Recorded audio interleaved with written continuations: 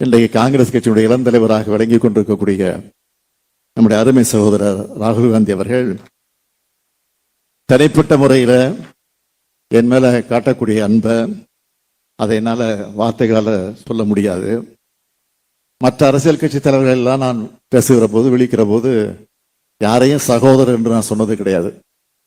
ஆனால் ராகுல் காந்தியை பற்றி மட்டும் விழிக்கிற போது அருமை சகோதரர் என்று நான் சொல்லுவேன். காரணம் என்னன்னு கேட்டீங்கன்னா, அவர் என்ன அண்ணன், மூத்த அண்ணன்.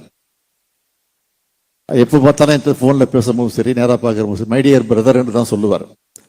ஆக அதெல்லாம் என்னால் மறக்கவே முடியாது.